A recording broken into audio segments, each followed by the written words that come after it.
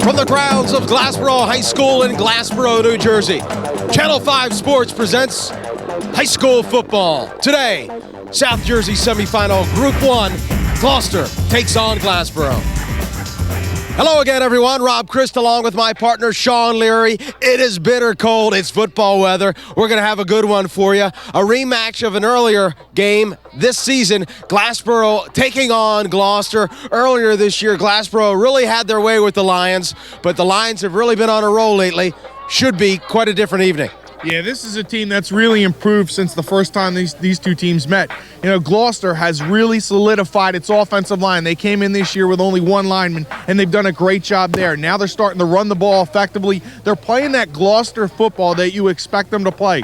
This is a team that didn't have many starters returning this season. So a lot of people weren't expecting this team to get into this position and be in the playoffs. But here Leon Harris, his Lions are in the playoffs once again. Well, for Gloucester, again, typical offense. They love to run the ball.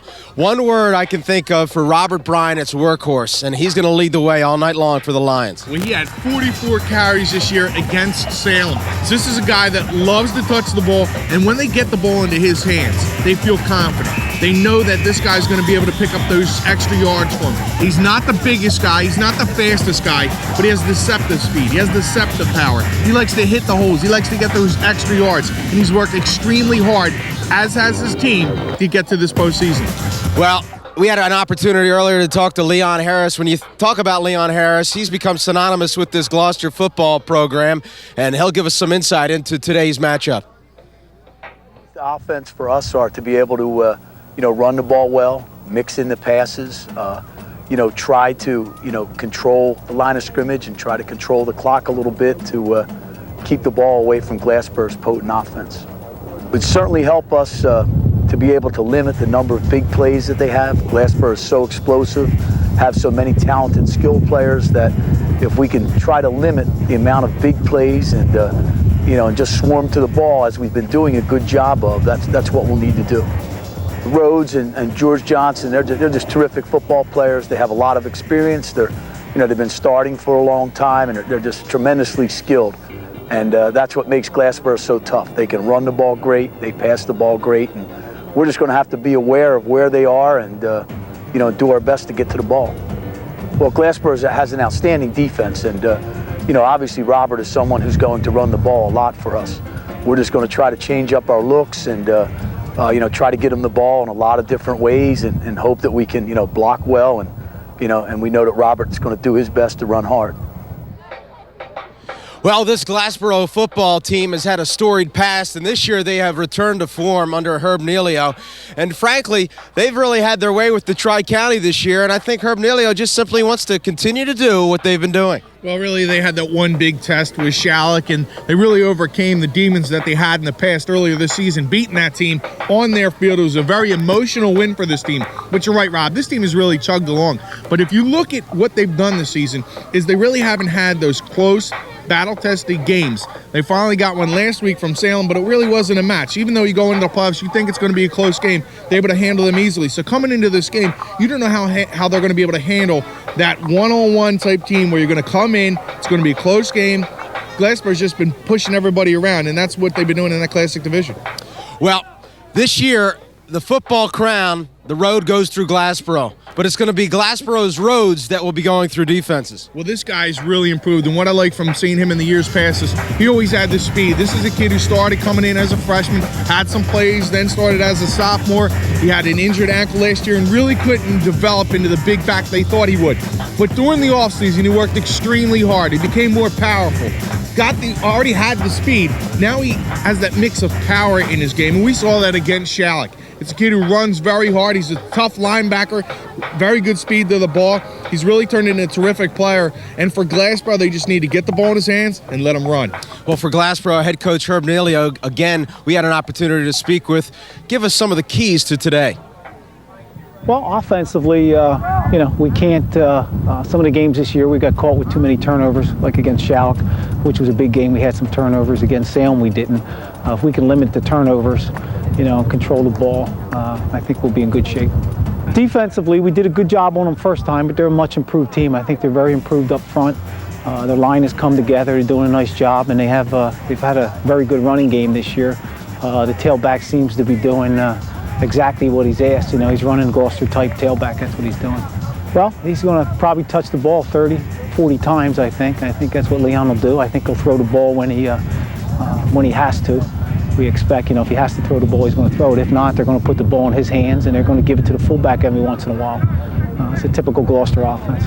We're going to do what we've done all year long. I mean, Darrell's done a nice job. He's offensively, he's running much harder than he did last year. He's healthy. He doesn't have any ankle problems, and that seems to help. George has done an excellent job offensively at tight end. If we have to, we can split them out, but we basically, because of Shamar Gaines this year, we haven't had to split George out. We can leave him at tight end. It gives us another big body. Well, needless to say, come playoff time, it's the team that brings the greatest intensity that typically wins. I guess it's apropos that tonight, the team that brings the heat on the coldest evening of this winter will probably come away victorious. We'll have the opening kickoff for you right after this.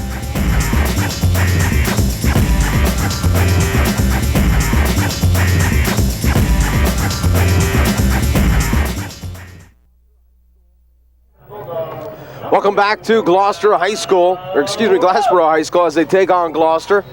Rob Christ along with Sean Leary. About to kick it away is Glassboro. A nice deep kick taken at the Gloucester 10 and brought down almost immediately is Gloucester's Liam James. First down and 10 for the Lions. Let's take a look at the offense for the Gloucester Lions. Robert Bryan, who we spoke about, the feature back with Kevin Murphy. Liam James, who returned the kick. Jason Button and Gerald Roch. There you see the offensive line. Marchion, Rusk, Casey, Ferry, and Johan. First down and 10 for your quarterback, Mark Lewis. And inside handoff, pickup of about 5 yards. Second down and 5 for the Lions. Here's your Bulldog defense. John, can you hear me there? George Johnson, the feature player on that line. Sees, Longley, Weiss, and Gadsden. Your linebacking crew, Rhodes, Cunningham, and Carr. And in the back, Haggerty, Whitaker, and Gaines. Haggerty, of course, also your quarterback. Second down. The handoff again, and this time not much there, as Gloucester quickly trying to establish their running game here in the first quarter. And Glassboro comes out, Rob, with that 50 defense, and that's something that Herb Nealio has been preaching to these guys up front. Is this tackle at the line of scrimmage. Don't let it get to the secondary. And that's pretty much what's happened all season long in this Classic division, is the Bulldogs playing excellent along both fronts, offensively and defensively. Third down, and Gloucester in the I formation. Lewis, quick drop and across the middle, and the lefty slings it for the first down, hitting up with Rock. Yeah, this is just a quick, step and throw. And he's going to find his man straight over the middle, and that's what he does well. You can see he has a strong arm, but he can get that ball out in a hurry. One thing that he hasn't had throughout this season, Mark Lewis, is touch on his passes. He has two good wide receivers in Budden and James. It's just a matter of getting the ball to him. His touch has not been there, but his arm strength is. He can throw the deep pattern, he can throw the out pattern very well. Once again, it's Heiser in formation, and maybe a gain of 1. That time, Demetrius Gadsden, number 26, the defensive end, just pushes his man upfield, and that's going to disrupt the play. And he's forced to go to the inside. Gadsden's been a real surprise for this. Well, I wouldn't say a surprise, but really a blossoming player. He's just a junior, came in and filled in for Kevin Beebe there at that defensive end, and he's just been terrific this season. Once again, Robert Bryan deep in the eyes. Second down and 9 for the Lions. And this time it's the upback who gets the handoff. That is Kevin Murphy. So again, another third down here. Gloucester 1 for 1 thus far on the drive. We're 9:15 remaining in the first quarter. Semifinal round. Glassboro, Gloucester. This is a spot where Gloucester doesn't like to be in, Rob, because they're a running football team. They love to run the ball. In a 3rd and 8 situation, this is where Glassboro could try to push upfield and force Lewis into some type of mistake. 3rd down again, the I formation. Quick drop, Lewis hits his man across the middle, in and out of the hands of Liam James, and that will fall incomplete. Again, it's a very cold evening. By far the coldest. We've had a drop in temperatures of upwards of 40 degrees the last couple days, and I think that's going to be a factor here for our receivers, Sean. Yeah, absolutely. Early on, especially quarterbacks and receivers. You know, I know from just, you know, I play music, I play bass guitar, and I know when it's cold, it's hard to move your fingers, and it's also cold to hold a football or catch it, especially from the first quarter. I think they'll be able to warm up and get used to it a little bit, but in that first quarter, you may see a couple of drop passes, and the throws may not be as crisp. That's why Leon Harris goes to those quick hitters right away. And the short punt will fall at the 42 and bounce backwards, so not a very good punt here for Gloucester, and Glassboro will have excellent field position to start things. 25-yard punt by the Lions. And here you see the backs and receivers for the Bulldogs. Rhodes we talked about, Gadsden, Gaines, Smith, and Johnson, the big tight end. Your line, Weiss, Sees, Longley, Owens, and again, Cody Johnson. And your quarterback, of course, is the diminutive one, Jim Haggerty. As you see, 18 touchdowns. And Tim Haggerty has had himself a nice season. I think I misspoke and said Jim. Eat it. I think the cold weather's affecting all of us. Not me. Get your hands out of my pocket. 2nd down on the 1st down carry of 4 yards for the Bulldogs. Here you see the Glassboro linebacking crew, Lewis, Wyatt, Becker, and Budden. And the defensive backs, Heiser, James, and Rock. Quick drop to Haggerty, inside screen, and this will pick up more than enough for the 1st down for Shamar Gaines. Shamar Gaines is a terrific athlete, Rob, and what I like out of Haggerty here you're going to see him lead Gaines. And this is just one of them screens. You get the ball out to Gaines. He's got nice size, real quick, a great athlete. Puts it on in front of the man, puts him on his number so he's able to turn upfield and pick up that extra yards. Gaines is a guy that probably would have pushed Haggerty for the quarterback position as a junior. Did not come out for the team, but he's back here as a senior, and he's a great athlete. To Rhodes on the short field. A 6-yard pickup, and that's the type of gains that Gloucester defense could ill afford. There you take a look at the last 4 meetings. It's been Glassboro in 3 of the 4. Of course, last year these teams split. But as you can see, 3 of the 4 games ending up in shutouts. This is an excellent Gloucester defense, and Glassboro, of course, has had themselves quite a season. I'd be surprised, though, Sean, if this one ends up in a shutout one way or the other.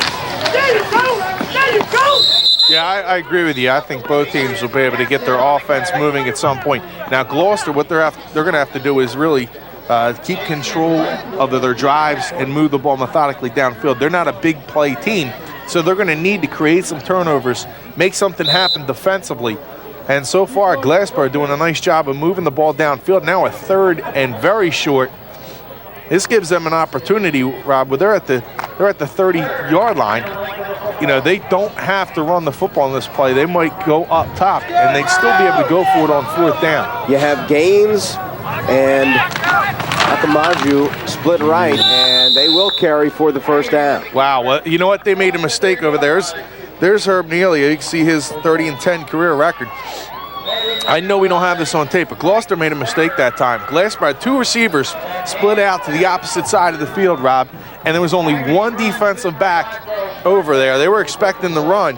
Glassboro could have probably hit a big gainer. I'm sure somebody up top in the booth may have seen that. You might come back to that later on. So 1st down and 10. Glassboro continues to move the football now with 6:10 left in this 1st quarter. Haggerty again will hand off to the up back and through the middle into the secondary. A big pickup for Demetrius Gadsden.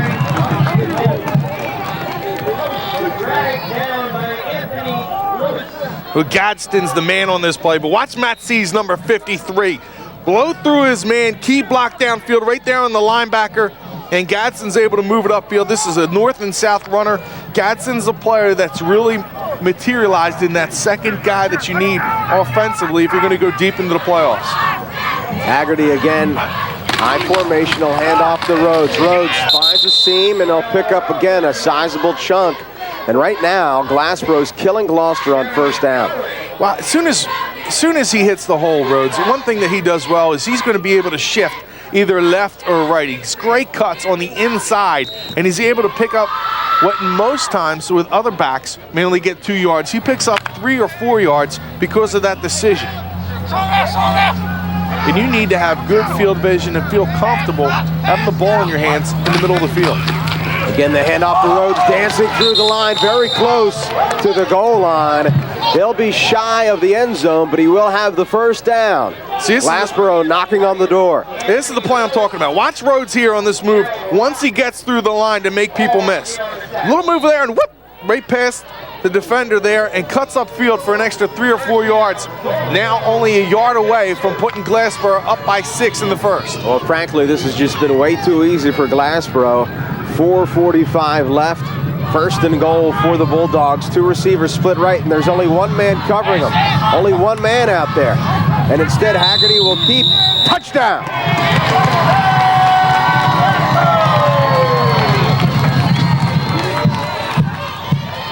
Nice drive.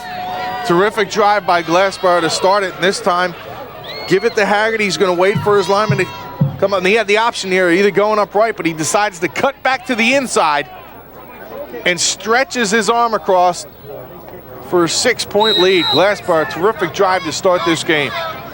Well, Rhodes on to attempt the point after. He does a little bit of everything here for this Bulldogs team.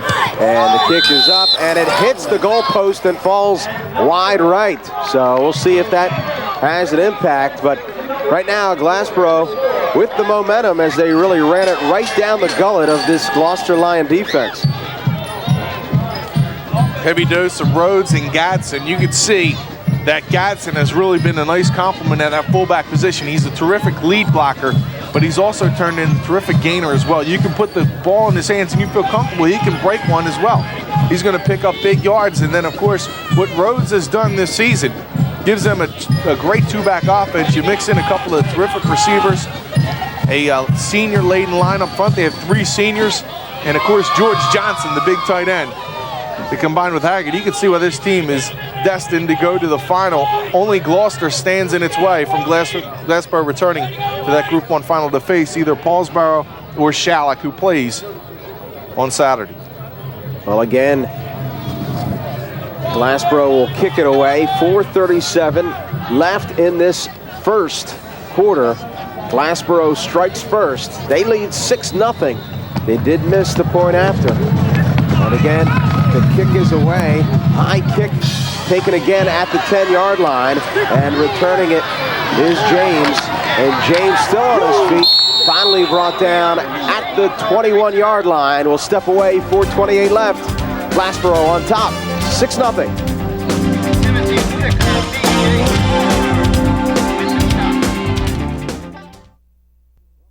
Just breathe in. Welcome back, 4:28 left. First quarter, Gloucester with the football, 1st and 10 on their second drive of the evening.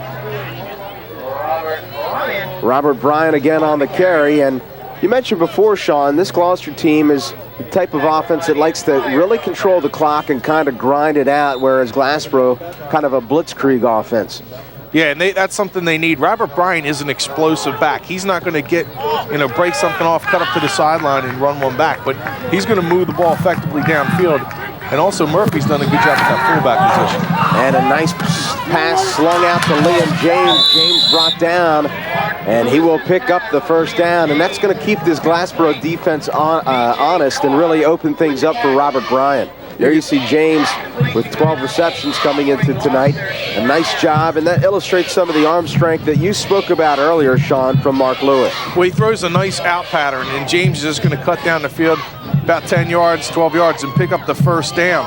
And James is the little brother of Ian James, who was a wide receiver here a couple of years ago. But he runs those out patterns, and he's a good target downfield.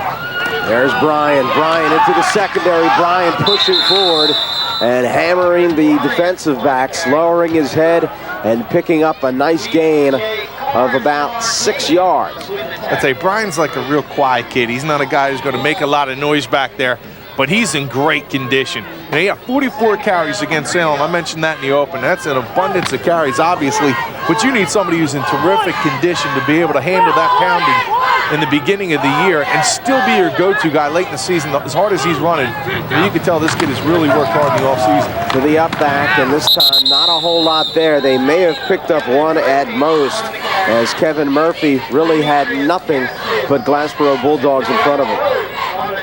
You can see where Gloucester's trying to run the ball, or where they're trying not to run the ball. George Johnson lines up on that left side, number 1, and they're trying to go toward Gadsden on the opposite side. And he's really stepped up to the challenge all year long, Rob. This is a guy that stepped in, for BB, and he's come in and done a terrific job with Johnson on the near side, Gadsden on the opposite side doing what he's doing.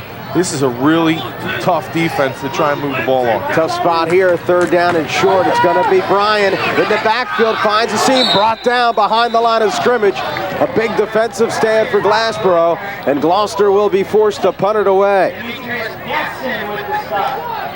Again, they had that nice pickup on 1st down, Sean, and then Glassboro's defense really clamped down.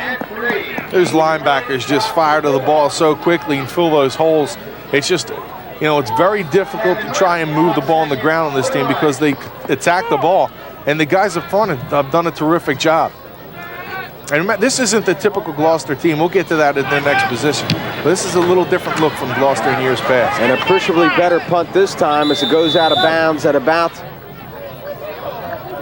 the 29-yard line with 1:28 left in this first quarter. Now they're going to walk it up all the way to the 34-yard line. And Gloucester's, Robbie, from the years past, Gloucester's a team that has 270 pounds, 280 pound, 300-pound linemen. These big guys that are just, built strong, they're tall, they're big, and they move well. That hasn't been the case this year. Coming into the season, they only had the one returning guy coming back, and that was the center for the team, and that was Tyler Casey. Everyone else has really been, kind of like coming in to fill in. They've done a good job. They've done a terrific job through the season, but it's just not the same type of Gloucester team with the big guys up front. Rhodes carry, maybe gained 1. 2nd and 9 for the Bulldogs. Of course, we had this Glassboro team earlier in the year on Channel 5 against Shallock, and probably their toughest matchup of the season, and very possible that they'll see Shallock again. Of course, Shallock will take on Paulsboro. I think Paulsboro will have a lot to say about that. Paulsboro a little shorthanded without DeAndre Folks, but should be another excellent game in Group 1. Also lost their fullback, Dawson. This is a big loaded team, but they have guys that can step in and play. Haggerty rolls and finds his man.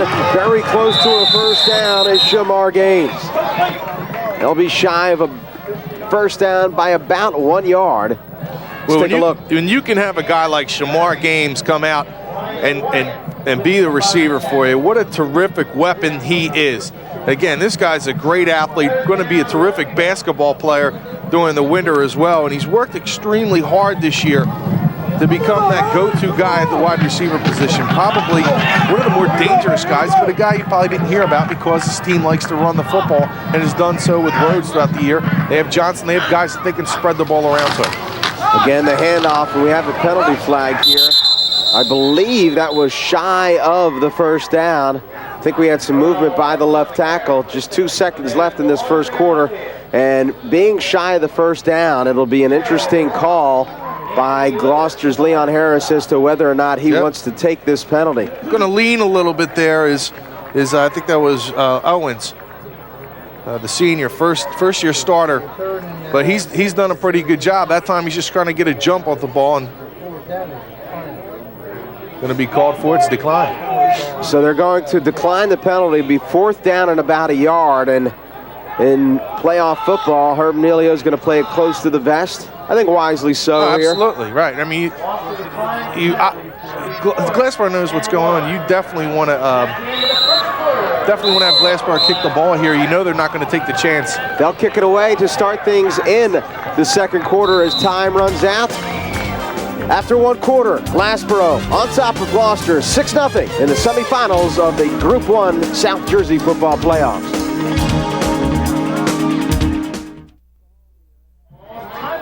Well, an interesting call here as now Herb Nealio says, you know what, we're going to go for it. And again, I said before, playing it close to the vest and perhaps wisely so. But again, in this situation, I think with the cold weather, if you feel like your offensive line can give you a push and you feel confident in that, you're talking about a half a yard. This is an opportunity to take the ball out of the hands of Gloucester and continue to wear down that defense. I don't think either way, it's no matter what you do here, and this isn't an out for head coach Nealio, I don't think either way is a bad decision. Well, I disagree with you. And here's why. Because I think Gloucester, not being a big play team, needs to move the ball downfield. If you're giving them a short field, that's when they're able to take advantage and score on you. If you punt the ball away and make them drive 70 yards on you, obviously that's going to be a lot tougher than driving, 40 yards. So, if Glassboro is going to go for it here, he has to have the confidence and make sure that he's definitely going to get it. There's no possibility they would. Here we go. Quick snap, Haggerty, and Haggerty has the first down. Well, I like that play. It looks like he's going to go with a fake kneel there. It's like he's going to kneel down and then just makes a dart. And this is just setting up your line. Quick little thing, and then the play fake and go. Perfect job by Haggerty picking that up. Gutsy call by Nealio.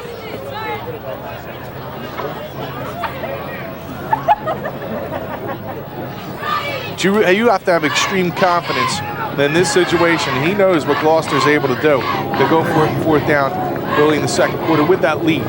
1st and 10 Bulldogs, and right up the gut. Pickup of about 9. Of course, if they're going to run the ball like that throughout the game, it's not going to matter much because they're going to be able to beat up on Gloucester. Gloucester has to stop that run.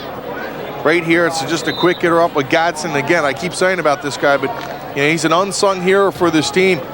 You can see he runs extremely hard, a big north-south runner. And that line is doing a good job of just getting a great push.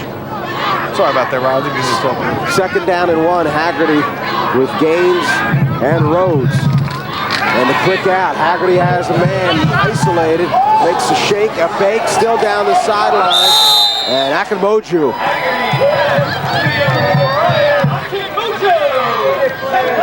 This is just going to get the wide receiver one-on-one on the outside and let him beat his man. It's going to slip here. Field could be a little bit slick. Nakamoju is going to get to the outside, get some extra yardage, but they have some weapons on the outside. 1st down and 10, 10:30 and counting here in the first half. It's been Glassboro pretty much moving the football at will. Rhodes dances into the secondary. Darrell Rhodes will be in for the touchdown.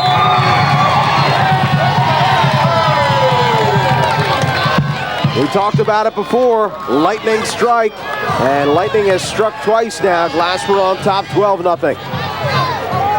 I'll tell you, there's a lot of things that coaches teach their players in football, and different things, putting them in situations, putting them in the right position to make plays, as they say at the Eagles camp. But with the railroads, you can't teach that. You just can't. That's an ability that he has, and he's able to make people miss, dart through the secondary, and he's got great speed. But his hip movement, once he gets into that linebacker area, Haggerty on the 2-point conversion throws it up, and it falls incomplete. And this time, I think, Nealio going for the 2 points, maybe getting ahead of himself. I would think in this being high school football, why not go for the 1 point there? But it's all for naught as it falls incomplete on the fade. Watch here.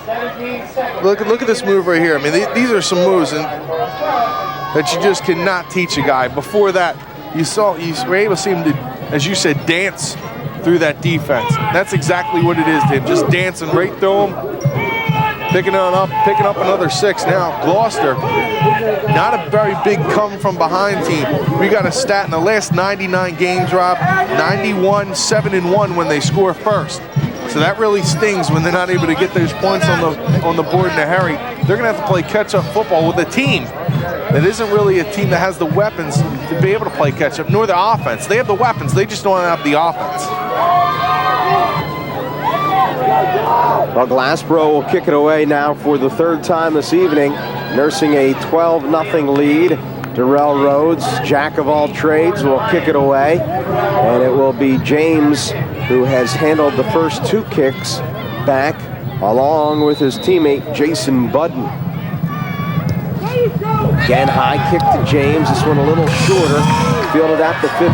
James stretches it out towards the sideline, cuts it back inside. James will give Gloucester appreciably better field position, and 1st down and 10 for the Lions. Well, that's something you see a lot from Rhodes. As the game goes on, his kicks are going to become shorter. He just, had that big run into the end zone, and then you come out and have to try and kick the ball.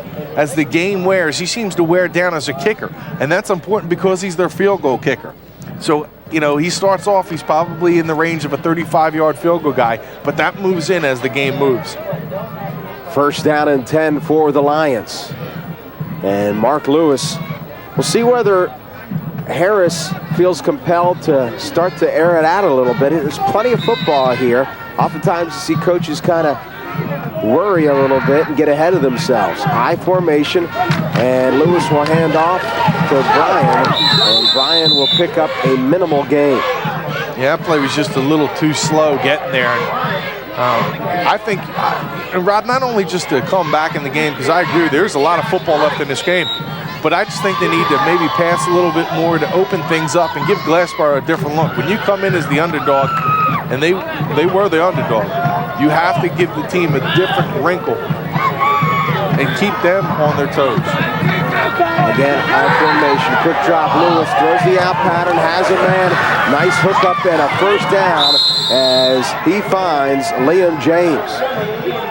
And again, these wide receivers are as good as you're going to find them. They just don't get the ball that much because of the system that Gloucester runs. Liam James is a good receiver. He's just going to do an out pattern here. You see the ball, it's not the prettiest pass, but it's effective on the numbers and allows James to cut upfield and pick up the 1st down. 1st and 10, 9:15 left. Gloucester approaching midfield. They have yet to cross the midfield stripe. I formation again. Brian, the deep back.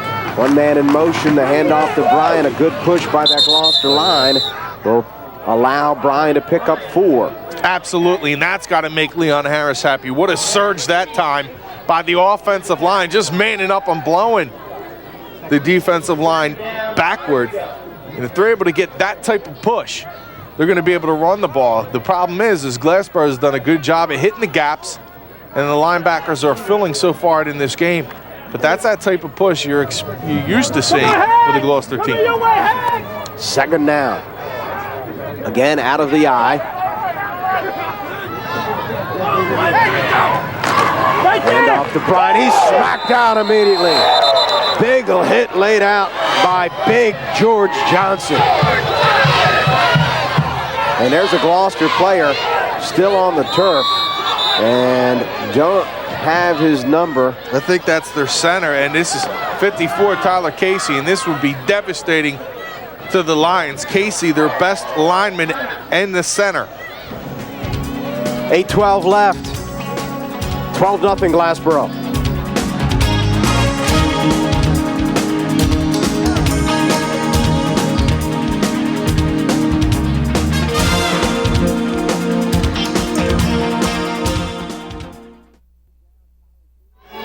Welcome back, 3rd down. Tyler Casey had to be, I'm going to say helped off. Fumble here, and picking it up is the quarterback, Lewis.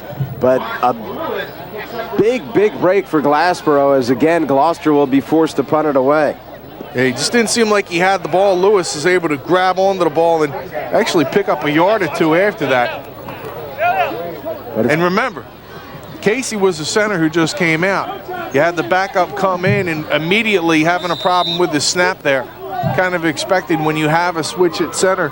And Casey, a real good one. That is a tough injury for the Gloucester Lions to lose number 54. Their only returning starter, one of 3 returners on the offensive side beginning the year. Well, a big loss in more ways than one. 300 pounds goes to senior Tyler Casey. Punches away. It's a low spiral. Fielded at the 16. Dancing, still on his feet. Down the sideline, Shamar Gaines. And finally brought down. Nice return by Shamar Gaines. And Sean, it's really been all Glassboro. Yeah, they're doing everything well. And you know what? You can just see that this team has more talent than Gloucester so far in this game. You can see where they have bigger, a better line up front. Defensively, they're quicker around the ball. They have the breakaway player in Rhodes. Gadsden's a terrific compliment. And Haggerty just runs the offense as good as anybody. You mix in the guys like Gaines and everyone, this is a very tough team. And whoever plays them, either Paulsboro or Shallock next week, if Glassboro stays and holds on to this win, they're going to see a very talented, very skilled Glassboro team. Haggerty play action, rolls, throws it deep, up for grabs, tipped, and pass interference call.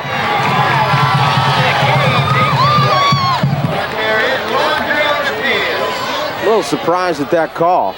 There's that ball up for grabs, and of course the defensive player.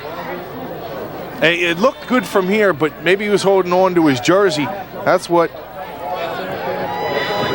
they call the pass interference. Haggerty going to roll out of the pocket, buy his receiver a little bit more time, and he's just going to float this ball. This is a ball that's put behind the receiver where he comes back to it.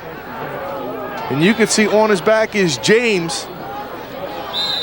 And it must have been the right hand, because right there, that's a terrific defensive play with the left.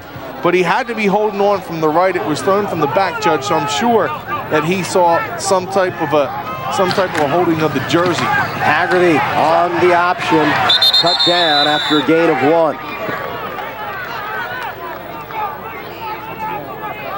1. Second and 9 at the 49. So right now, it's been all Glassboro, and they catch a bit of a break.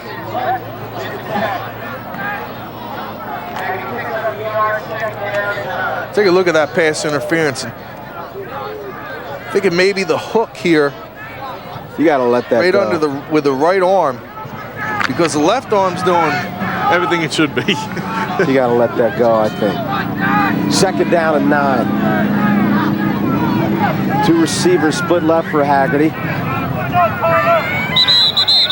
And a penalty flag here. They may have taken too much time. Delay of game, and they'll back it up. So a rare misstep here for the Bulldogs.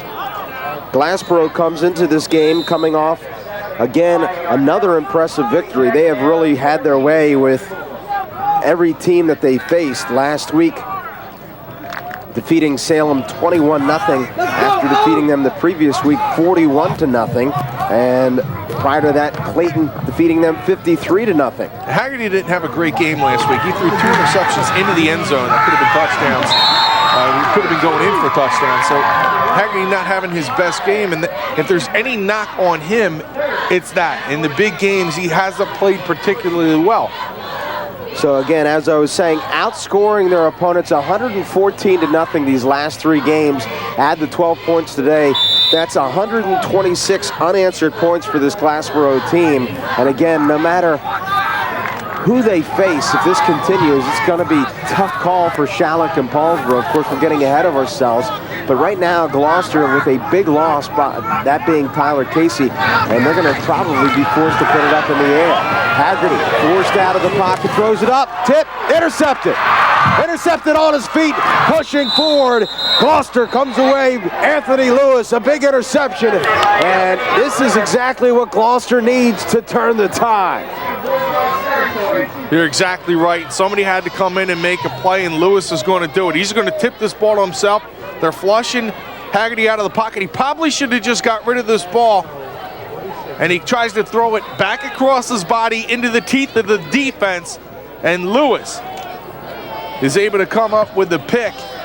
Terrific job by him, able to come up and make the interception and now give Gloucester some life. High formation for Gloucester, and Robert Bryan right into the heart of that line. And there's just not much there for big Robert Bryan.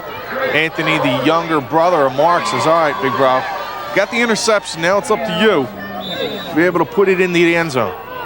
Bryan 5'10", 175 pounds. He is a senior coming into tonight, a career 1,506 yards on the ground, 17 touchdowns, and the bulk of them coming this season, 1,200 plus. Second down.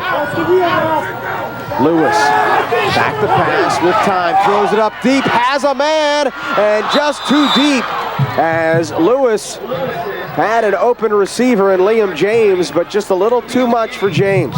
That's what's plagued Lewis throughout this season. You know, Woodstown, he threw a couple of touchdown passes, but here's that touch that I'm talking about. Just doesn't have the touch to be able to get it out with confidence to his receivers.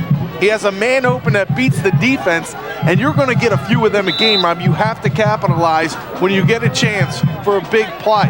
Gloucester not a big play team. They have the opportunity there, and Mark Lewis just not able to convert. He has the big arm. Well, you know, it's been Gloucester going and throwing those short outs, and now defensive back fighting on it. And Lewis unable to convert. Another long pass, has a man open, and again falls incomplete.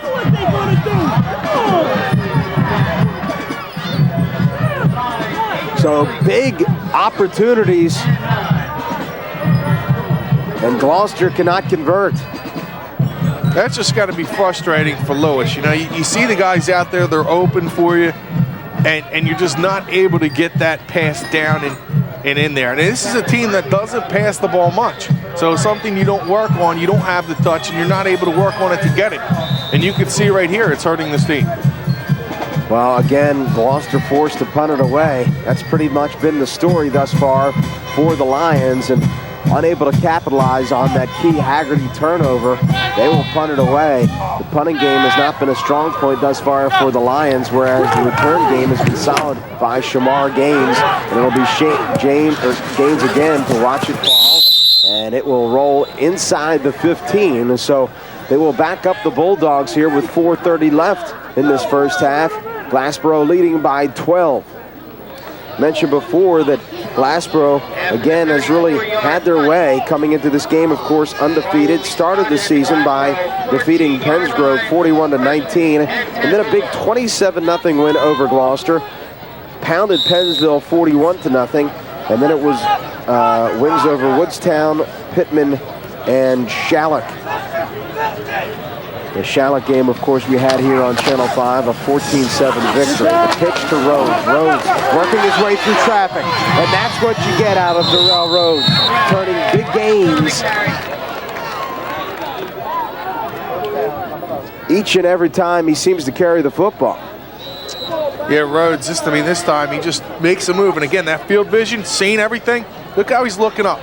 Again, moving those hips, moving people out of the way, springing himself for a huge gain when it looked like everything was going to break down for him. Right now, I think Gloucester just wants to hold on and try to keep it a 12-point deficit. 4 minutes left, and they've really been hamstrung by Rhodes. Another big pickup on first down. And again, Sean, I think that's critical here, is that Gloucester's just giving up too many yards on first down. You're right. You know, you got to do a better job on first down. And that's all about attitude, Rob. That's about coming in defensively, hitting the gaps, shedding your blocker, and making plays. You know, Glassboro's not doing anything real tricky on first down. They're just coming up, and Seas and Weiss and the guys are just blocking up front and giving Rhodes lanes to pick from. Haggerty again will hand off inside, and a huge hole for Darrell Rhodes. And from starting this drive at the 13-yard line, a few plays are almost near midfield. That time, Seas, you're going to see him, number 53. Watch where he ends up. He ends up on top of his man. Watch this block here. Seals the corner, allows Rhodes to cut to the inside, and he just exploits those holes so quickly, Rob. That's one thing that you see from Rhodes. He hits the hole extremely hard, and then he's open into that secondary, and it's very tough for those guys to make plays from there. And this time the Gloucester defense holds a rare loss by Glassboro. And again, you got to feel like Glassboro with the score here would really deliver a knockout blow. So Gloucester with a big defensive stop and a timeout called here by the officials. That's that surge that you need against Glassboro on first down. You need to come up defensively on the interior part of your line, shed the blockers and get upfield. Linebackers come in and you're able to hold Rhodes or Gadsden or whomever is in the backfield before they can get their legs moving. It's a bit of a break there, that official's timeout for Glassboro, because it just gives them that much more time on this drive. Second down and long. Haggerty, a quick drop will throw the screen. And this one will fall incomplete. And they do call it a screen as Gloucester wisely chased it down, because that earlier play where they had the screen running in the opposite direction, I thought was very close to a lateral. Here it looked obvious to be a screen, but you know, that's a play where you can't give up on the play. No whistle, Gloucester falls on it, you never know. You pick it up and you turn this game around. Right, there's no instant replay, so if the officials make a mistake, you know, you could get a gift, and Gloucester needs a break any way they can get it right now. And that time the screen was set up to go to that right side, and just Haggerty couldn't get the ball down in time, kind of hung it up there a little bit. And that again could be attributed to the cold. Fingers are a little bit tight. Haggerty on third down, back to pass, throws it up, and it is caught and dropped. What a pass by Haggerty. Good defense by James, but threw it over James into the arms of Gaines, and unable to come down with it on this cold evening was Shamar Gaines. Wow, what a beautiful pass by Haggerty. What a terrific attempt by Gaines, but what a beautiful pass. That is placed perfectly for Gaines, and he just isn't able to come up with the catch. It would have been a nice catch by Gaines, but you can see the athleticism from him, Rob. I mean, this guy's just a natural-born athlete. Lives with Sakeen Wright. Another great athlete from Glassboro. Can't say enough about that pass from Haggerty. A high punt, short, falls at the 29, will roll and be down at about the 28-yard line. 2:10 left here, and Gloucester will take over on offense. And a good opportunity here to try to put the ball up in the air, move it down the field, and come away with some points as they head to the locker room. Right, but that's not Gloucester's game. I mean, that you can see how uncomfortable Lewis is when he drops back and he tries to go deep. This isn't a team that's built that way, and it's very difficult for them to score with 2 minutes left in this position, being it's like 78 yards away. First and 10. Lewis back to pass. Good protection, throws the out, and that falls incomplete over the head of Liam James. Not a pretty spiral. I said 78, I meant 72. At the 28. It's okay. We don't have our spot. Usually Cheeks is in here. He's got the stats working. We do have John Voge, though, with us. Absolutely. Voge is his season's coming up with wrestling right around the corner. Still a little bit of football to be played. They start next week practice. This weather reminds me of wrestling. And the handoff to Brian. Brian pushing forward. He'll be very close to the first down, so a big pickup for Brian, and this will probably call for a measurement. This time they're just going to get Brian. Good blocking up front. There you see big number 75. That's Marchione, the junior. He's able to get close. It's going to be third down, however, probably in about maybe 4 or 5 inches. There you see big 75, Marchione. Watch him there. He's pulling on this play. Looking for somebody to block, and basically just gets in the way of Brian, but he does knock over his own guy. He was out there to hit somebody. He says, I'm going to hit whoever's in front of me, even though it's a white jersey. Well, the spot is just short. But again, this is a situation where Gloucester should really be up on the line, quickly snap the football, to eliminate any loss of time. Loss of time, and also, and there you see Lewis calling his guys up, saying, come on, let's get to the line. Hurry up, let's go. They get the stick set. Nice job by Lewis and the Lions. Third down. Lewis will hand off, and a good push here by the Gloucester line will result in a first down. So they move the sticks. 1:34 left. This is where you always talk about, Rob, that second play after the first down should be called and ready to go. Clock now starts to the brief time to move the sticks.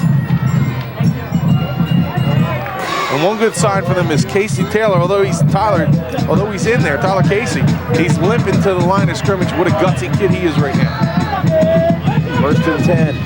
Lewis rolls out of the pocket, throws it, has the out pattern, and has the man. And James inexplicably cuts back inside, and that's not a wise play.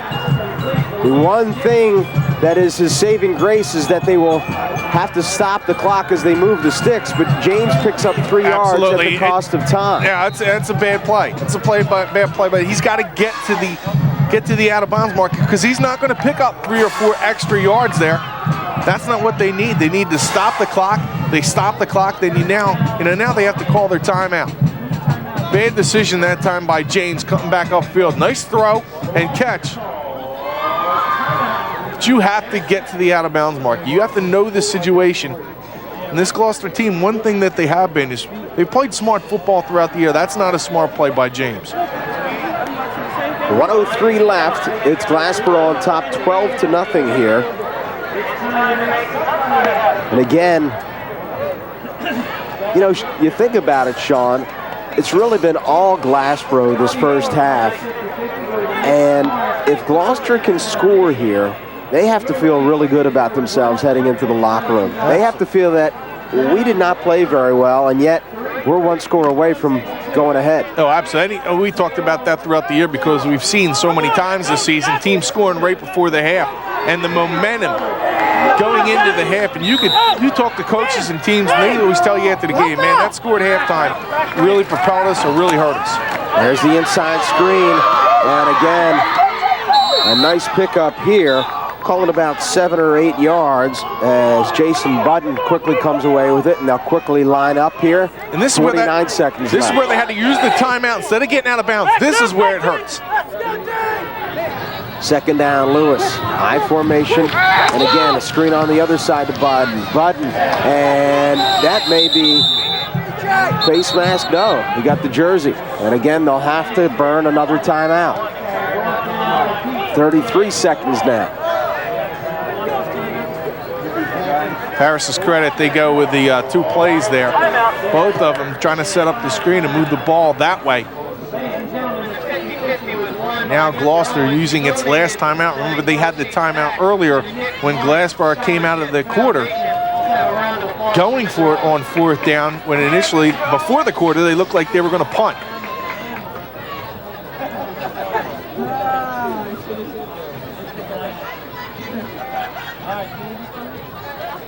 Earlier, they were able to get that, that 2-step drop, Rob, and find, I think it was a rock over the middle of the field, the tight end. And that's a play that they might want to try and look at here at 3rd and 4 or 5. This way, if he's able to catch it, able to move the ball through the middle of the field, possibly pick up more than what would be just a first down, that stops the clock for a moment, to be able to move the change. They have to get something downfield. Those screens will not work on this play because they need the first down to stop the clock momentarily. 33 seconds left. 3rd down and 4. Ball on the 37-yard line for the Lions of Gloucester. Lewis, quick drop, throws it up into double coverage, and it's caught by Gaines. Gaines with a lot of open field now. Returning this in his own end and cut down at the 38. He fumbles the football, but the ball is ruled down with 17 seconds left. Shamar Gaines picks it off and turns things around here for the Bulldogs. Yeah, they're just going to try and get the fly pattern downfield, and Gaines just setting up as the center fielder, allowing this ball to come down. And they talked about him just going up and getting things done. That time he does it once again. Gaines comes up with a big interception to stop Gloucester's drive. Now Glassboro with 17 seconds. Probably content to just put the ball in Rhodes' hands. If he breaks one, fine. If not, they just run out of the clock, go into halftime with a 12-point lead. Ball spotted at the 38 for Haggerty and the Dogs. They'll drop back the pass, they'll throw it deep, has a man, and it's now picked off. Picked off and tackled at his own 35-yard line as playing center field was Rock.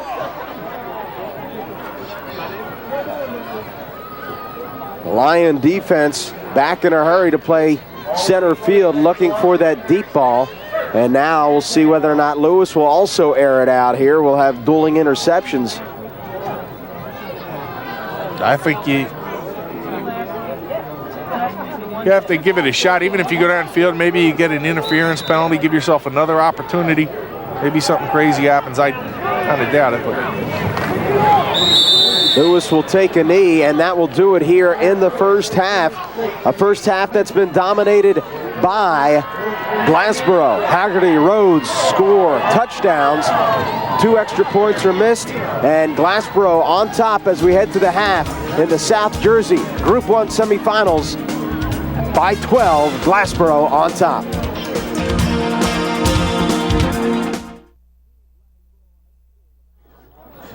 Welcome back to Glassboro High School. About to start the second half. Glassboro on top in the South Jersey Group 1 semifinals. Kicking it away for the first time this evening will be the Lions, back to receive the Bulldogs, and a low line drive fielded at the 20-yard line. Seam up the middle, and Shamar Gaines will be brought down at about the 35. Good field position here to start for Glassboro. we talked about this in the first half. I think one of the things that Gloucester has to do coming out here in the second half is stop the big first down plays for Glassboro. The Bulldogs were able to pick up good yardage, 5, 6, 7 yards on first down. That really set up the 2 drives that they had. And out pattern, Shamar Gaines. Really just a quick out. And bit of a surprise. Haggerty goes to the air to start things. Glassboro continues to move the football. This is a big, big drive in my estimation for this Gloucester defense. They really have to make a statement here. You're absolutely right. They can't afford really another score here in the second half. This is really going to set the tone for the Lions. You know, they need to come out and make a big stop here, maybe try to cause the turnover, get some momentum in their favor. And a big hit laid out. Rock hits Rhodes. You get Rocky Rhodes there. Not bad. You haven't had a lot of good ones this year, but that's one of them. Thanks, buddy. No one can count on you. Yeah, Rock's just going to come up and make a big stick there, and that's something they need, Rob. You got to punish the ball carriers. And again, stopping them on first down. Only a couple of yards that time for Rhodes. Second down, Haggerty, quick drop across the middle, caught by Johnson. Johnson on his way to the end zone.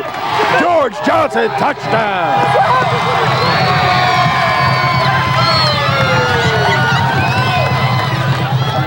And that has to totally deflate this Gloucester Lions team.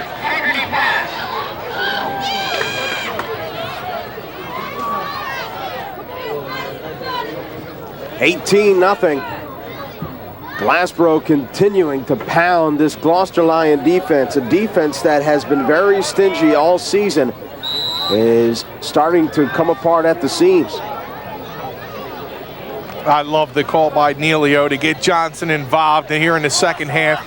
Get him excited about the second half, because this guy, once he starts going, he can take over an entire game.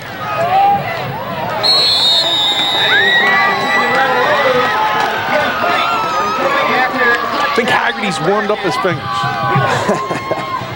So it's now 20-0. Gonna take a look, quick little out. Terrific pass by Haggerty. You can see Rhodes out there. We talk about his running ability, but he has good hands, can catch it out of the backfield. What I saw there was, in body language, was a lot of confidence by Haggerty. Here's George Johnson. You're right. He should have it. I mean, this pass play here, a little bit behind Johnson, but this guy, 6'5", burbles to Virginia. Watch him go back, turn around, get the ball, and he has good open field moves.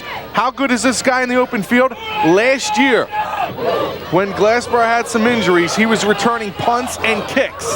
6'5", returning punts and kicks. Tell me you don't see that as a college coach and can't be impressed with the athleticism of George Johnson. That's why Penn State has now entered the picture. They'd love to see him as a tight end in their future. Well, you can see right there Johnson just very fluid, showing off some of that athleticism. He did that with relative ease, and he made it look like an easy play. It was not. A short kick here, and it's James at the 28, still on his feet, pushing forward, and brought down. First down and 10. Gloucester scratching their head as, again, Sean, we talked about the need to really make a key defensive stand to start things, and that was everything that Gloucester did not want in that drive. Absolutely, and you know, Rob, they just don't have the ability to cover all the weapons for Glassboro. I was talking to some of the Deptford coaches at halftime, and you know, saying the same thing. This Glassboro team has a lot of weapons. That's going to be a tough game this Thanksgiving week for the Spartans, who kind of reeling after 2 consecutive losses, including the one in the first round of the playoffs. So kind of a shocker with Collingswood knocking them off. Now they have to get ready for this Bulldog team. It's very difficult to be able to break down this entire unit of weapons. I mean, you look at Gaines, Okamaja, you got George Johnson as receivers, Greg Smith, who's actually a starting wide receiver. Then you mix in Rhodes and Gadsden in the backfield, and Haggerty can pull it down and run as well. This is a lot of guys you need to cover in order to shut this team down. Ryan's carry, 2 or 3. James with a diving catch in and out of his hands. And that's the type of play that gets your wide receiver knocked out of a game. Making him stretch and dive across the middle, you're not making any friends that way. Yeah, they're calling this a catch.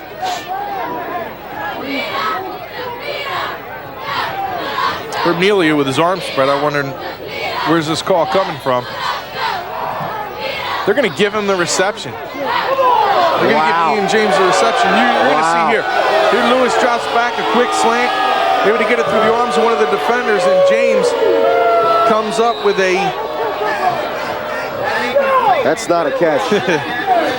with a diving attempt at a reception, but he's going to get credit for it in the books. The Glassboro fan base not excited about that call. I'm not sure where they come away there with the catch. Officials right on top of that, and right now you're going to get, you see, not able to get a hold of that. Head ball foul, false start, interior, offense.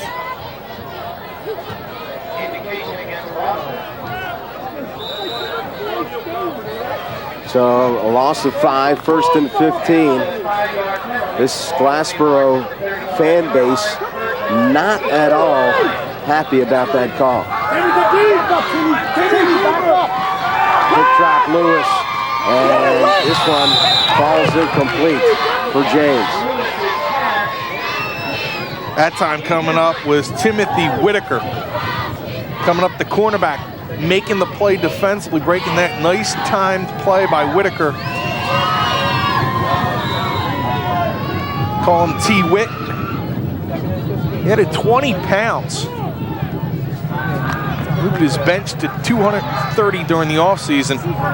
Significant upgrade. Greg, he's hurt.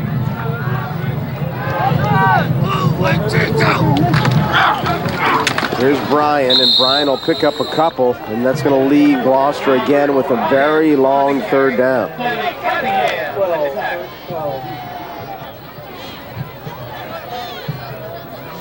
Well, Sean, you mentioned before that this Gloucester team can't really afford to fall behind because this is not an offense that's set up for coming back quickly. It's an offense that's set up to really control the clock and control the game, through the running of Bryan by picking up chunks of 4, 5, and 6 yards. At this point, that's simply not going to get it done, and obviously it's not going to happen here on 3rd down. Lewis throws it up for grabs, tipped up, falls incomplete, and they're going to call a penalty here, and we'll see who they call that against.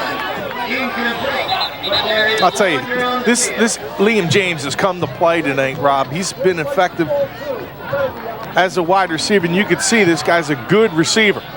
Just not able to get the ball into his hands is Mark Lewis right now. Not real sharp.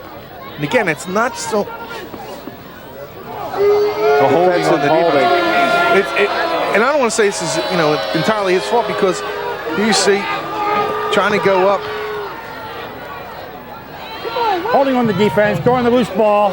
Back to the line of scrimmage, 10-yard penalty, still 3rd down. Well, as before, I think they should have let the play go. Such is the case there. So I guess things have a way of evening themselves out. So in the professional game, a defensive hold is an automatic 1st down. In high school, it is not. So it is now 3rd down, and they're just trying to figure out what the spot should be and where the stick should be.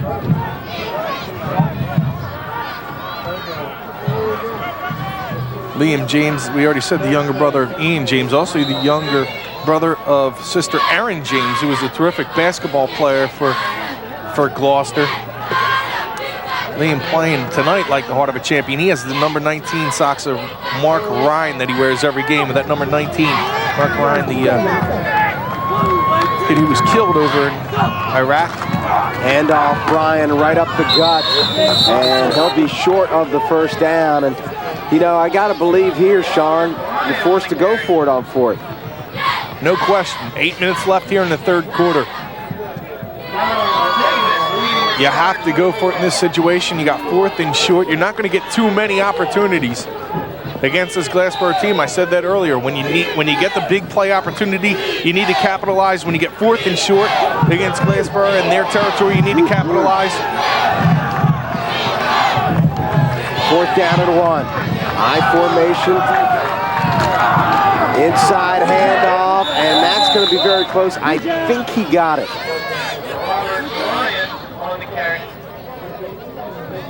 Actually, we had a full house backfield there, and it is a 1st down.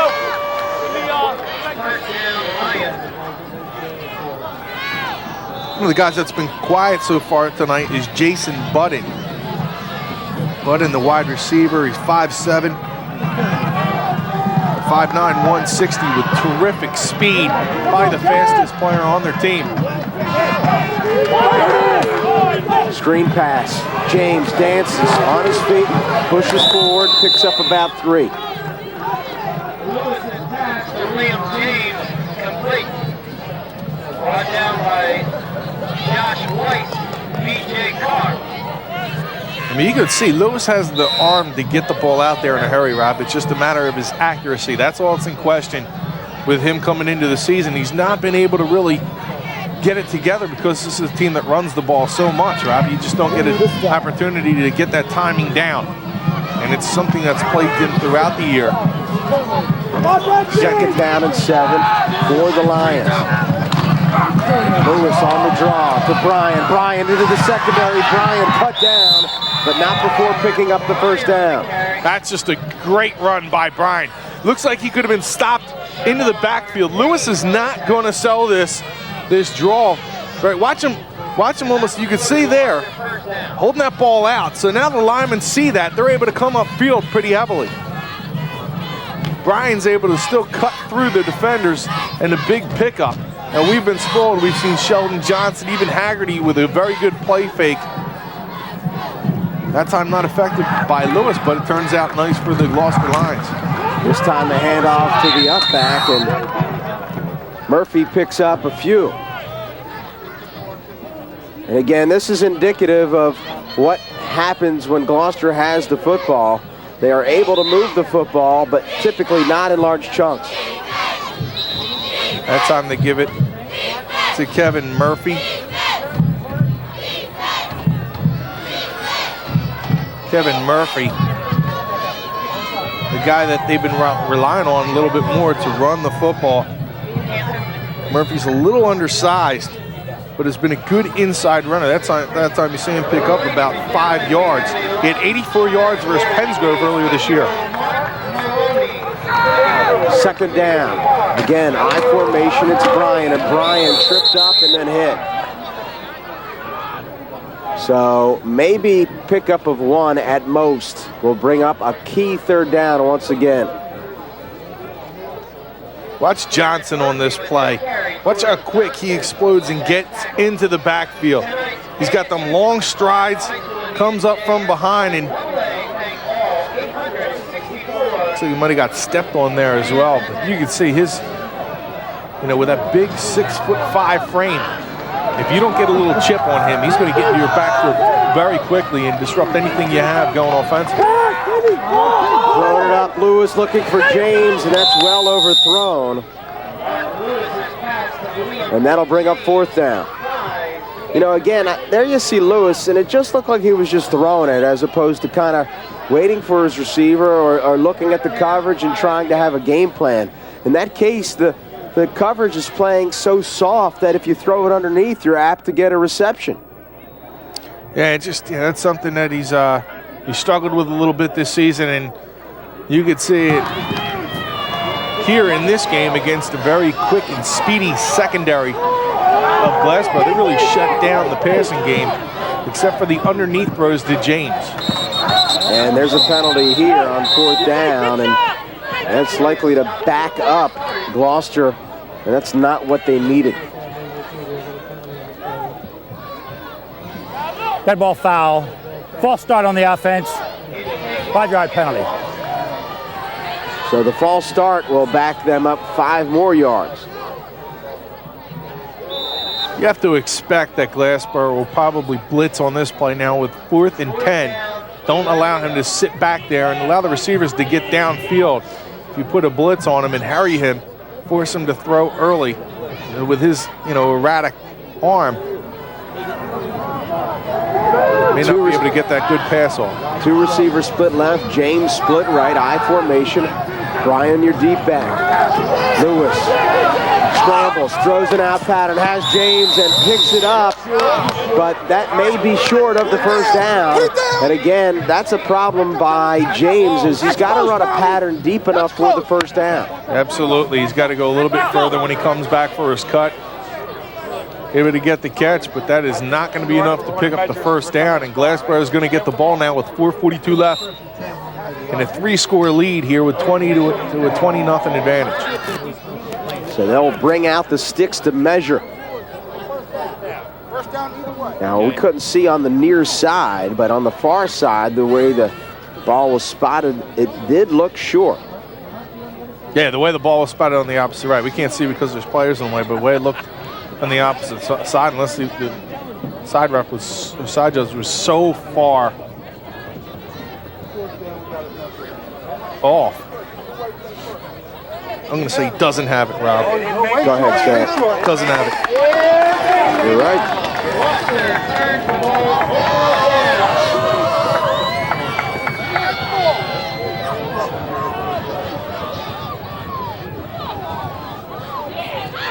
High school sports report. Wednesdays, 7:30. Thursdays, 10 o'clock. The inimitable John Mondelli and the lackey, Sean P. Leary. Yo, easy. The high school sports report with the throwback jerseys. Yeah, that's what we're looking for. I'm looking for a Paulsboro or West Deptford throwback. Throwback. It doesn't have to be that old. It can be last year's. I don't care. I'm just looking for You're not proud. Paulsboro or West Deptford. You can get in touch with me at the Gloucester County Times before Wednesday. Try to get it during the weekend at 845-9478. 845-9478. And I'll talk a little bit about your game, right? I did. Go throw the jersey on.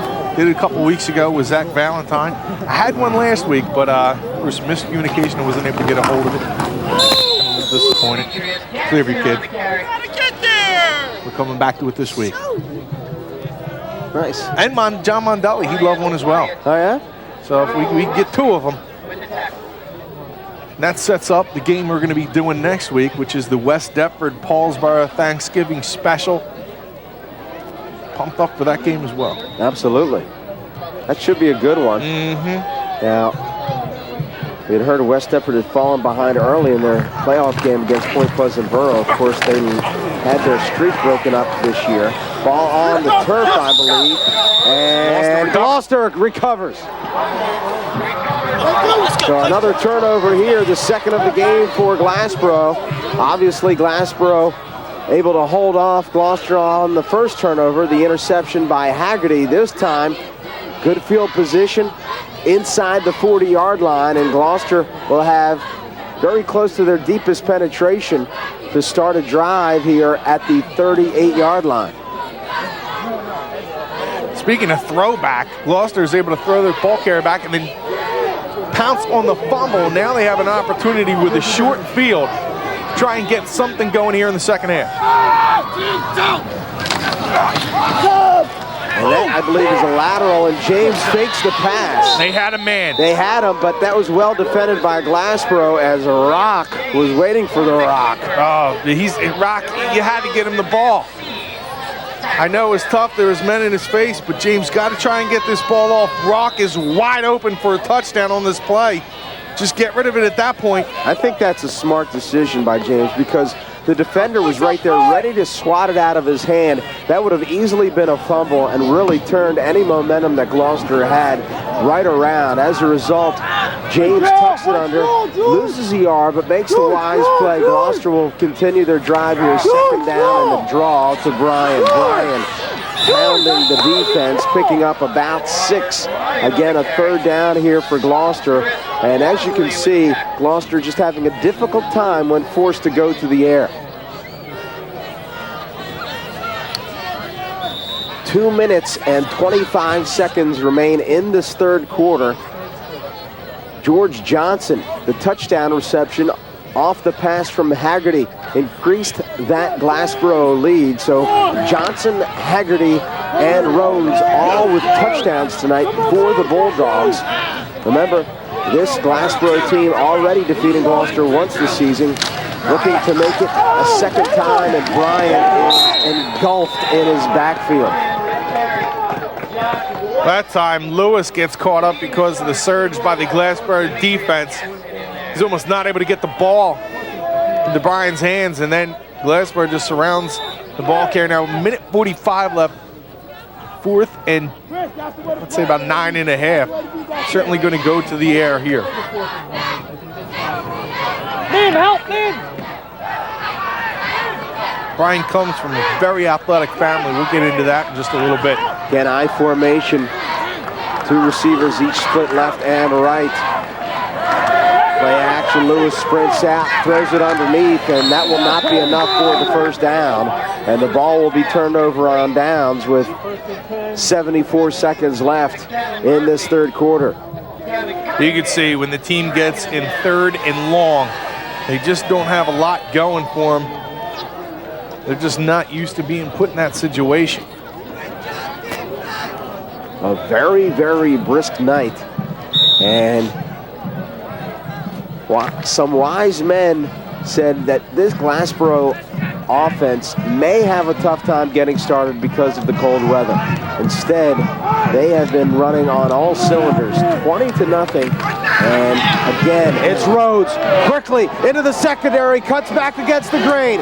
He's down now towards the 30, cuts it back inside, still on his feet. 20, 15, 5, cut down inside the 5-yard line.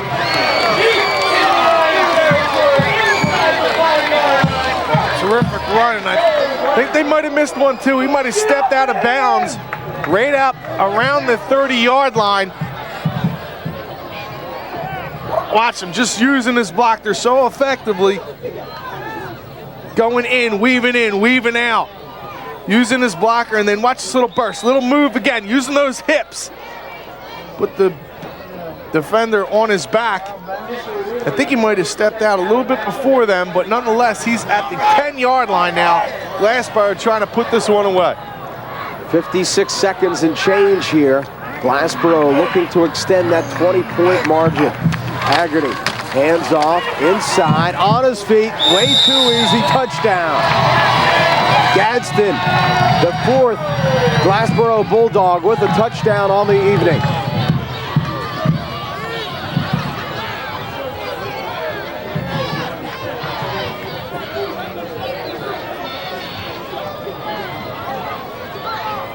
Well, again, it's been Haggerty, Rhodes, Johnson, and now Gadsden with the touchdown.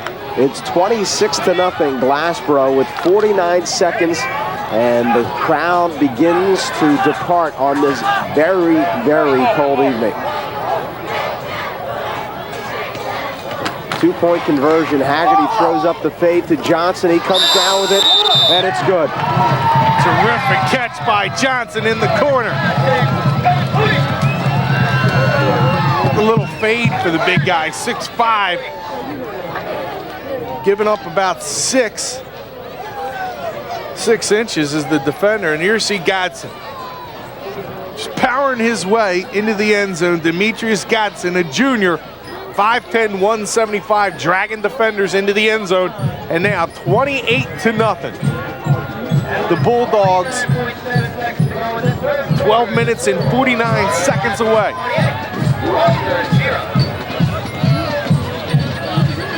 Well, Glassboro have an opportunity to scout their opposition tomorrow, as it will be Shallock and Paulsboro. And I'm sure just as many Shallock players were here tonight to take this one in. Shallock players now departing. Yeah, there was some Shallock players. I've seen a ton of young Pittman players. That's got to be nice for the Pittman program when you see some interest from a young group of Pittman kids coming out to check into a semifinal in Group 1.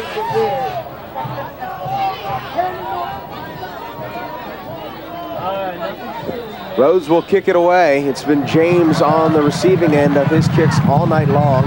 Low squirting line drive, picked up cleanly at the 18. James dances to the middle and is brought down at the 30. This Glassboro special teams unit has done a nice job really negating Liam James and the Gloucester Lion return game. 41 seconds remaining, third quarter. Glassboro 28, Gloucester nothing. Group 1, South Jersey, semifinal football playoffs. The winner of this game will visit against, Glassboro will host, should they win, which certainly looks to be a foregone conclusion here, Paulsboro and Shallock. Lewis, incomplete.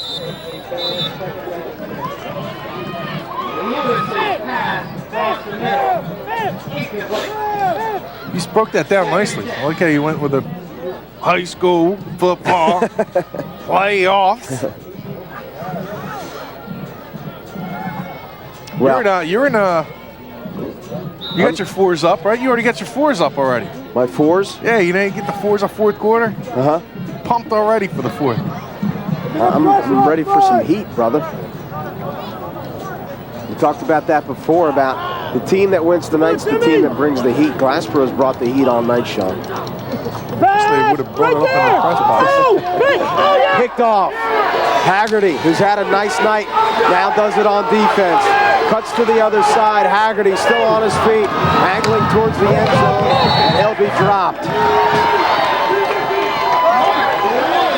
And at this point now, I think Herb Nealio has to think about maybe putting the second stringers in to keep his team injury-free for next week. Maybe allow his first string to cap this drive off and then allow the other teams to enjoy the fruits of their work. Yeah, absolutely. They're going to keep Haggerty in there. Ask him to punch it in here with 20 seconds left now in the third. You can see right now the spirit of the Gloucester team has been dismantled. And Glassboro, barring an incredible comeback by Gloucester, is going to be in the South Jersey final. Well, that'll be the last play of this quarter. And Glassboro continues to pound on this Gloucester defense, a vaunted Gloucester defense has shown that they just are not up for the challenge tonight as Glassboro has really manhandled them. We hit the break. Get your fours up. Glassboro on top, 28-0.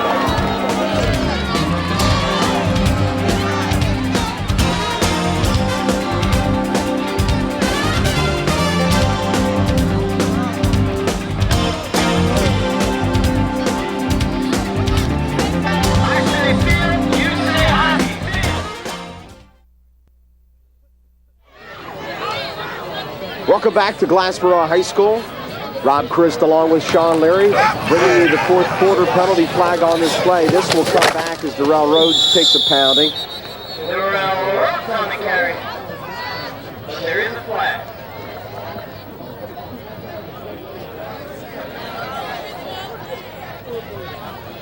Legal motion called against Indication against Glassboro.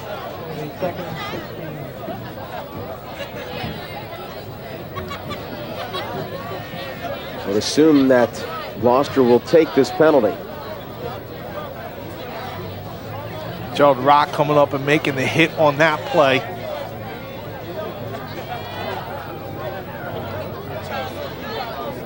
Legal motion. Now Rock, with a name like Rock, Rob, you would think that if he's going to collect anything, Still second down. if he's going to collect anything, it would be like snakes and something that's cars, pieces of cars. He collects Ninja Turtles. How many Ninja Turtles are there? I don't know. Rhodes dances, still on his feet. Rhodes out of nowhere, still cutting back. Rhodes, just a work of art. That run by Darrell Rhodes. So much work. Well, if you call it dancing what he's doing, that was Fred Astaire's move, because he's just going all over the place, inside, outside, darting, ducking, moving against the grain. Coming back to the outside, runs into his own man, gets to the outside, using his blocker still.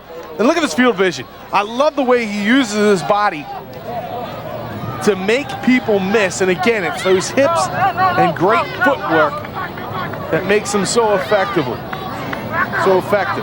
High formation again. Haggerty and tripping is Darrell Rhodes. And at this point, Sean, my only concern for this Glassboro team is fear of injury. You have it very cold. A lot of times you get broken digits.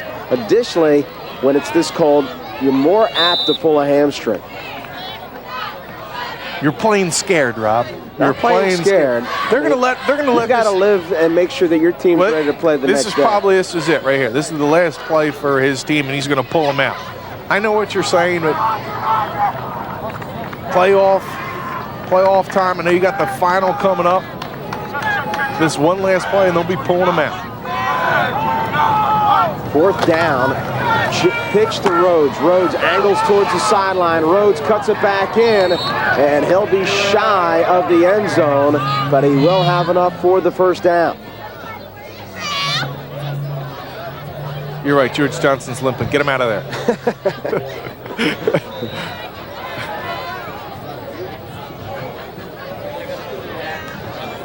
I think he's going to work the chains over there. He goes out to the chains, or what? He help?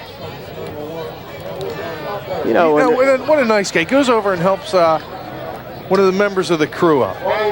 Goes over there and helps him up to his feet, because he was the one that ran into him. What a nice kid George Johnson is, and that goes throughout this team. What's George Johnson here? He's going to go over and make sure the guys are. Maybe he didn't help him up, but he makes sure you're okay. Everything cool? We cool? You're not going to call any penalties on me, are you, for running you over? Comes back, and that's just a nice guy. He's a kid that gets it here at Glassboro. There's a few on that ball pops loose. Gets it popped out, bounds all the way back to Haggerty, and it's been that kind of night for Glassboro as they catch a big break that literally squirted out like it was shot out of a shotgun right here, head right on the football. Nice job that time by Ryan Wyatt, the linebacker, coming up and jarring that ball loose, and that's textbook when you're talking about tackling. Wyatt comes in doing short yardage situation, and here's a Glassboro Bulldog down. Now you're starting to get the get-em-outs from the Glassboro faithful. I told you. What did I say? Get him out of there. That's the difference between you and I, Sean. You're right about it.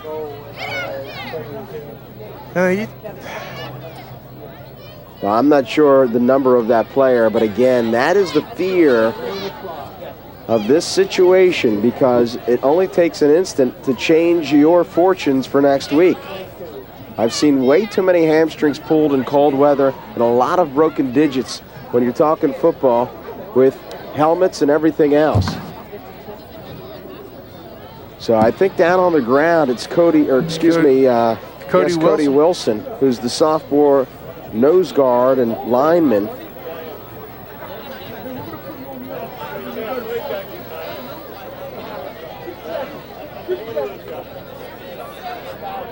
Cody Wilson, right guard, first-year starter, just a sophomore. This is the guy who's had some growing pains. He's got some other pains right now. It's a shame because this kid does look like he's down on the field, and you've seen him come up and come back down, so he is having some pain out there. Well, Cody Wilson being attended to, and a lot of nervousness on the sideline of this Glassboro football team as they hold their collective breaths, hoping that Wilson can rebound. We'll have that information for you as soon as we get it. We'll head to break. Glassboro on top, 28-0 here in the fourth quarter, 9:22 remaining in this semifinal game of the South Jersey Group 1 championship round.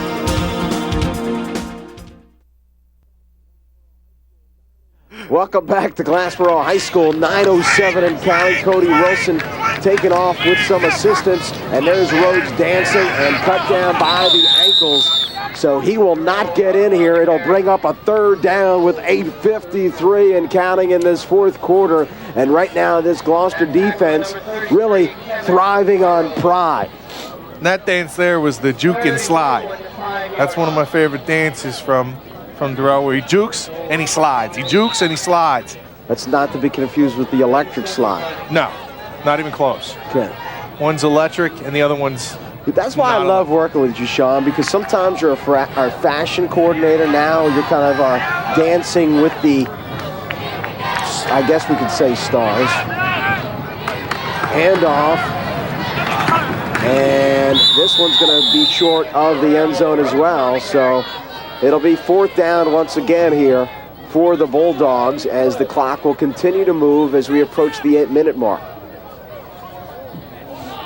Maybe we should do that on Channel 5. We can have you and maybe our own John Montelli who hosts the show.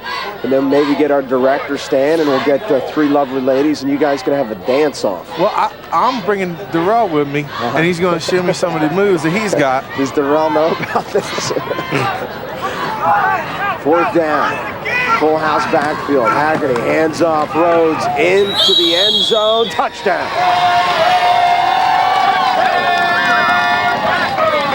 Can't wait to see his end zone dance. Rhodes with his second touchdown. 7:35 left. Glassboro continuing to add to this large lead. It's now 34-0.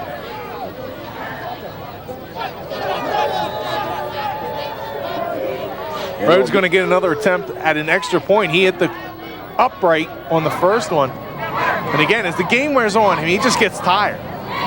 This is why these extra points become much more difficult later in the fourth quarter for him. Rhodes' kick takes an abrupt left and falls. It remains 34-0 here.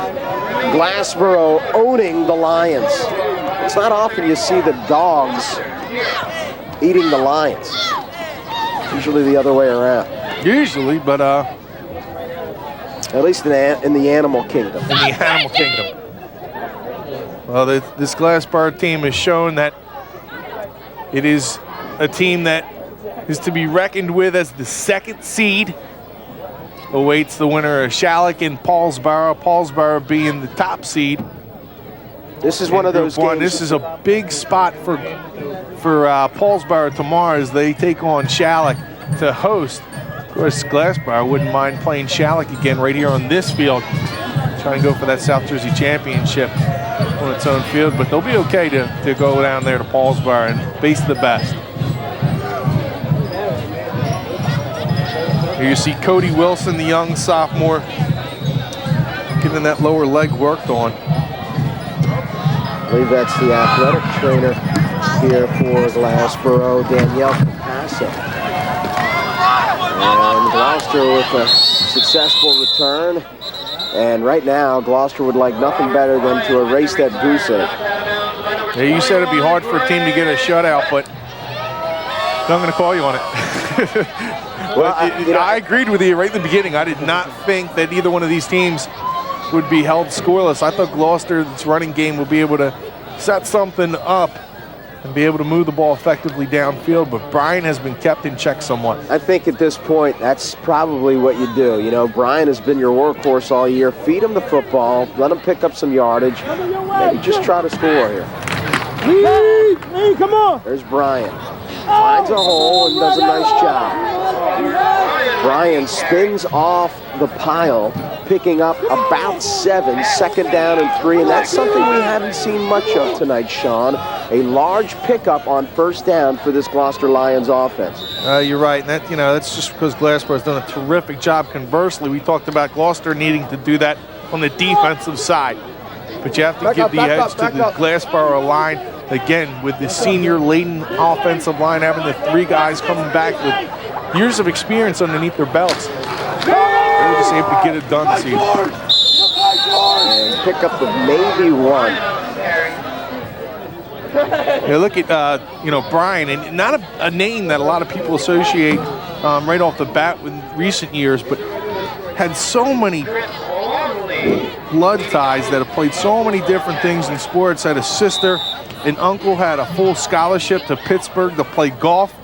Father Rocky played for North Catholic football in Philly. Mom played tennis. Had a brother that played football and basketball. A sister played softball, track, and cheerleading. Mike, football and track, and a sister, Lynn, who played soccer. Good pass thrown behind the receiver. And Johnson and Rhodes still playing defense, a surprise. Mentioned that Johnson had been limping a little bit earlier. That stops the clock with 5:55 left. And that Bryan household, I'll tell you what, I think they probably kept Dix in business, in Sports Authority. A lot of kids coming out playing for the Bryan. They're playing in the Bryan. Probably a competitive household. And a turnover here. And return down to the 30-yard line. So that's Ralph Carr, the sophomore. Seems to get worse.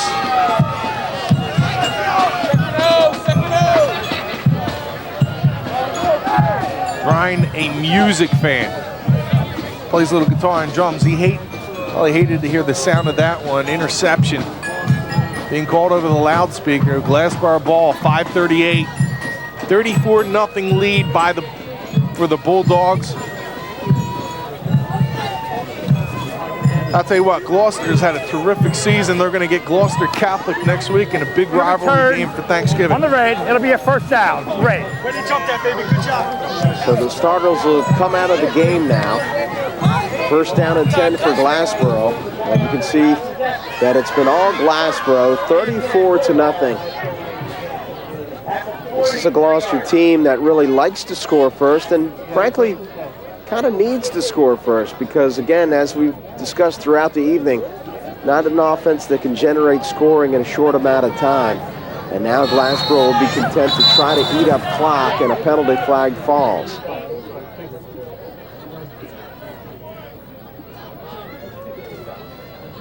Dead ball foul. Encroachment on the offense.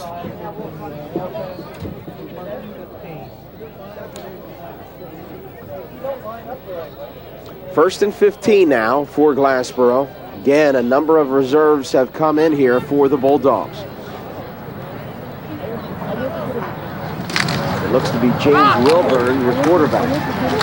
He will hand it off, and a big hit laid out there as Davis lost a yard on the carry. Second down.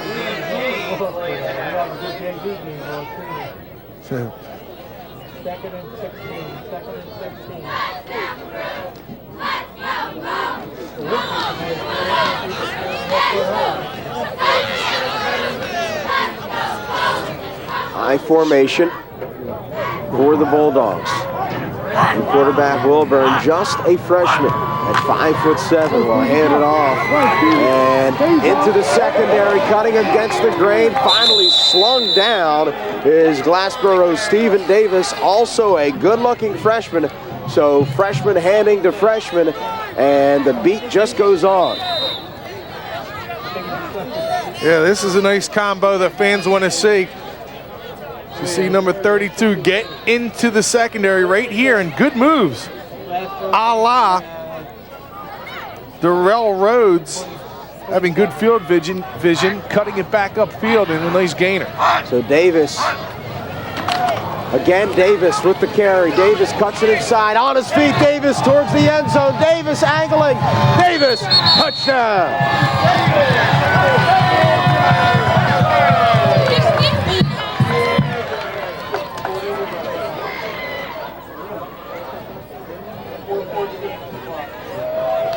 You can see, I mean, this guy, the freshman, making the most of his opportunity, making a couple of guys miss, and sprinting his way into the end zone.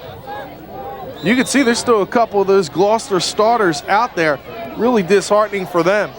They did bring in a few of the reserve players. They're going to go for two, and they are successful. 42-0 now. Well, Darrell Rhodes and George Johnson, along with actually Haggerty a junior, but Johnson and Rhodes seniors, and you get a snapshot of perhaps what the future brings here for Glassboro, as Davis showing that he's ready to take the mantle from Darrell Rhodes. Yeah, Davis comes in 5'6", 140.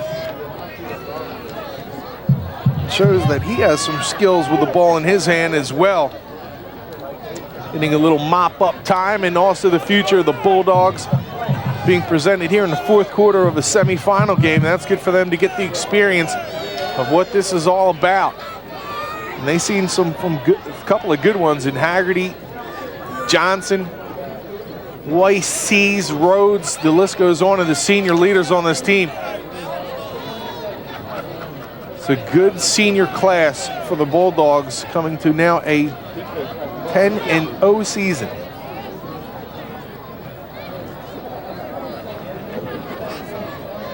Again, having Deptford on its schedule next, Glassboro will await the winner of Paulsboro Shalleck.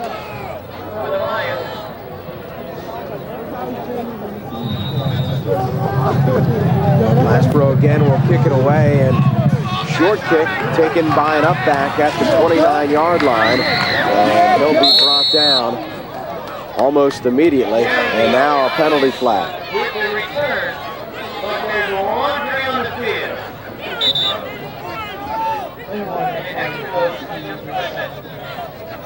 4:03 left. Block in the back, on the white. We put on the play, then we'll have a first down. 42-0. Well, we mentioned before, Sean, that this Glassboro team has really been rolling. You want to get an idea how much so? Mm-hmm. Well, they have not been scored upon since that Shalleck game. On return, first down. That we did here on Channel 5. That was October the 21st, almost a month ago. Yep. And there you see it. They defeated Salem, or excuse me, 53-0, 41-0, then 21-0. Against Salem, right? It says Shalleck, but it's actually Salem back-to-back. So that gives you some insight as to how many points they've been scoring. 115 straight points, now add 42 more. So 157 unanswered points for this Glassboro team. They have now shut out their opposition, if this continues, 6 times this year. So don't discount the defensive effort that this Glassboro team has put forward. Getting the carry this time is Anthony Lewis, the younger brother, as we mentioned earlier, of quarterback Mark.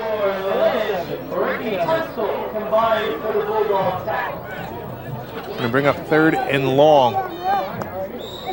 You're right, this Glassboro team right now is on fire. And you could see, you know, a lot of people, and I'll give I'll give our football writer, the guy who was on the high school sports report, a lot of credit, John Zagoni. Earlier in the season, he said this Glassboro team is for real. And we all were talking about Paulsboro and saying, you know, Paulsboro is a team to beat in Group 1. And they still might be, but this Glassboro team. Picked off and off to the races towards the end zone. Touchdown. Once again, it's Stephen Davis, the freshman. This team has a lot of weapons, and the Bulldogs, my folks, are for real. Well, and they got a couple of young guys that look like they're going to be players in the future. Stephen Davis, the freshman, now a defensive touchdown. That ball was thrown right into his mitts. I'll remind you, Sean, that earlier in the year when I was doing the top 10 for the Channel 5 top 10, you were kind of giving me a little bit of a hard time about having Glassboro in that top 10. Now, I don't think there's any question that Glassboro is a top 10 team. Roll the tape back. I don't remember that at all.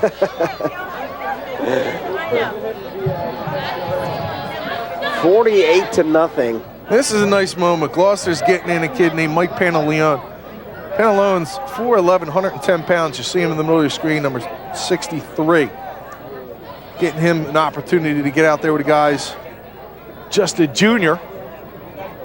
Works hard in practice. Helps his team out. It's an opportunity with 2:36 to get in the game. Timeout called by Glassboro. We'll step away. 4th quarter. 2 minutes, 25 seconds remain. Glassboro handing it to the Lions, 48-0.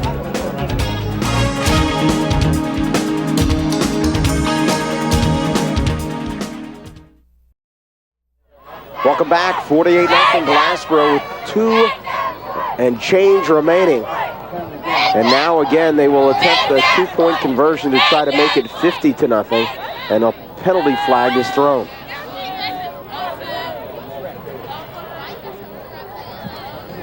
Delay of game called against the Bulldogs.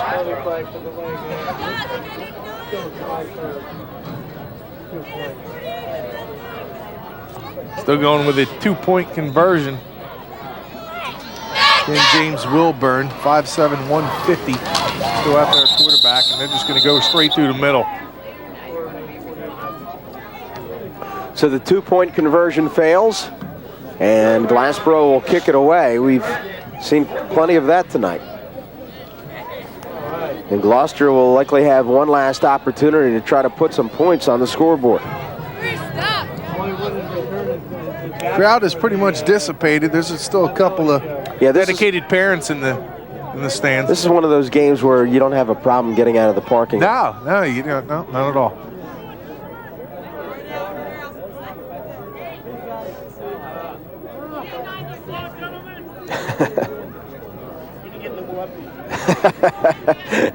Our director, Stan Ritter, said that many of the fans that are still here are actually frozen to the bleachers, which may be the case. It's quite brisk tonight. We'll see those very people in the same seats next week, should we do the game. And they just play it off. You coming? No, I'm cool. Very cool, actually. I'm good. Just going to stick around. Wow, you're saving your best material to the end here. I like that. Very nice. That's my improv stuff, man. That's the only stuff I have. Okay, I won't ask for more. Gloucester fumbles the football, and a scrum ensues. We'll see who comes away with it. It's Glassboro. 2:04 left, and Glassboro now can simply run out the clock. With one more first down, they can take a knee. They take 3 knees here. I think they'll be forced to punt. You think they'd care?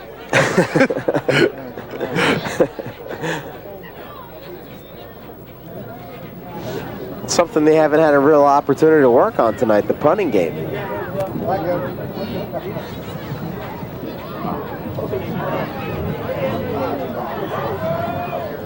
The clock starts running, help them out a little bit, so now they're going to take a knee. You're right.